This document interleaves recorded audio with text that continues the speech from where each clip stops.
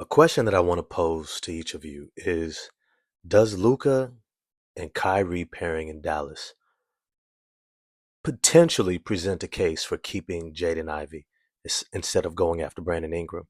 I want to dive into that in this video. If you enjoy it, smash the like button for me. It should be a good conversation to be had. Look, I know there's a lot of comparisons between Luka and Cade Cunningham. I think they're justified. I think in this offseason, if Luka adds about 5 to 10 pounds, closer to 10 pounds of muscle, he's going to start to have that Luka Doncic game fully, where he's able to use his body to be able to get defenders on his hip better. He's going to be able to draw more fouls, get to the free throw line more, which is going to improve his efficiency, which is going to allow him to get into better rhythms, which is going to allow him to be that much more potent on the offensive end. And I think the overall continuity of the team should also allow him to have a much better season. So I fully expect K to take a really big jump. But one of the things that I'm looking at is, and I think a lot of us are looking at, including the Detroit Pistons front office, is Jaden Ivey the right pairing next to Cade Cunningham? They did not have a very positive pairing last season. I don't think there was maybe one or two games I think against Chicago and Brooklyn was depleted. All right, that they were able to show that they could both have big games together. And this is something that's really important because when you're looking at Luka and Kyrie, both of them having big games together seems to come natural. But not just natural when you listen to them, they both say they worked at it tremendously throughout the season. Coming from last season into the off season into this season, they have been working on how to play off of one another. And I think that what we've seen is that Kyrie has allowed Luka to take the lead role and Kyrie plays off of him. And then when Luka sits, Kyrie steps in to that dominant role. And I think it works really well. It takes a lot of maturity for the both of them. And I think it helps that Kyrie is more accomplished in terms of having an NBA championship already, having been to the playoffs a lot. He's been through ups and downs, right? Now he's in a point of his career where he just wants to win and be a part of a winning culture. Jaden Ivey is still figuring out who he is in this league.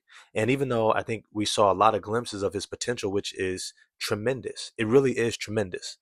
I think that there's also a big question mark is how does he fit next to Cade Cunningham?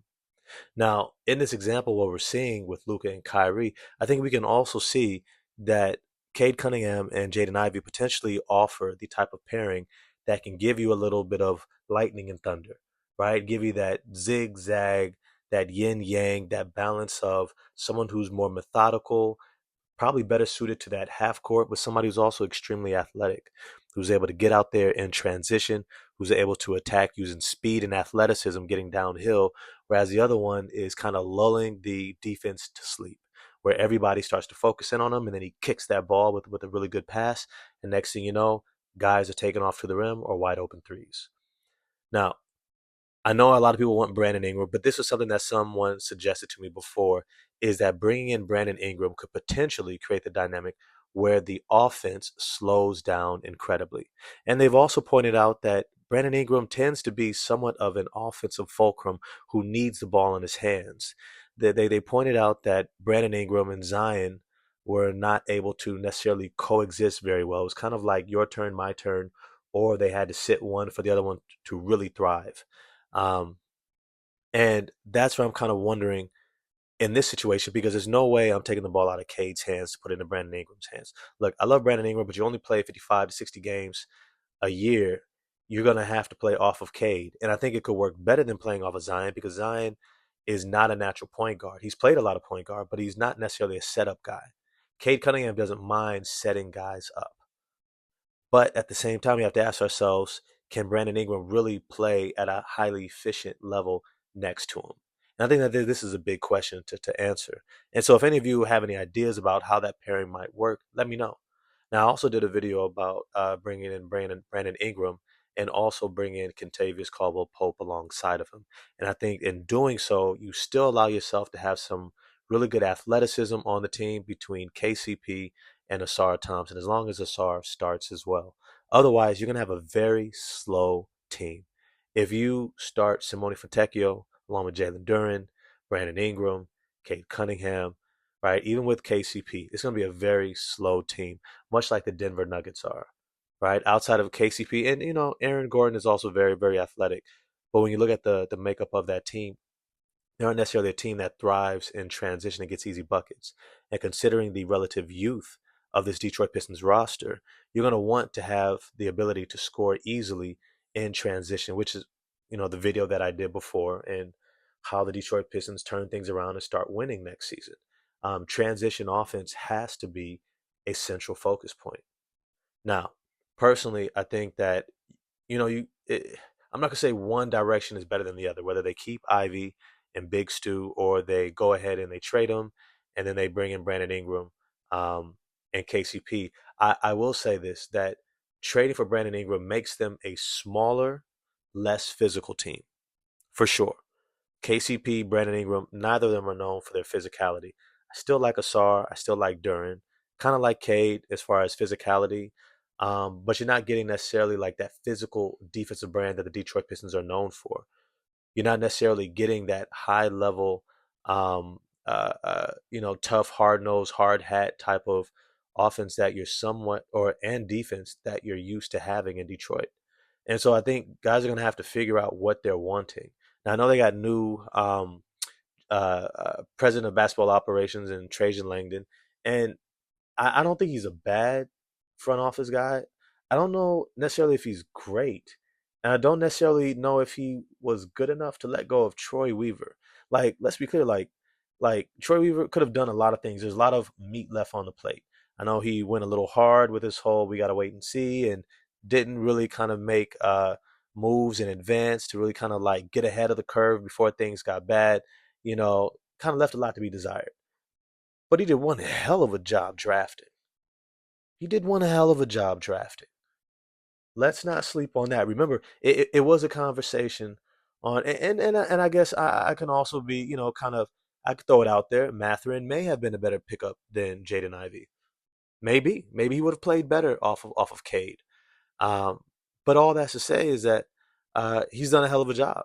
He's really hit. I mean, outside of Killian Hayes, he's hit in the draft. Picking up Marcus Sasser, great pickup. Great pickup that a lot of people did not see. Don't forget, he still brought in Isaiah Stewart, right? He still brought in Jalen Duran.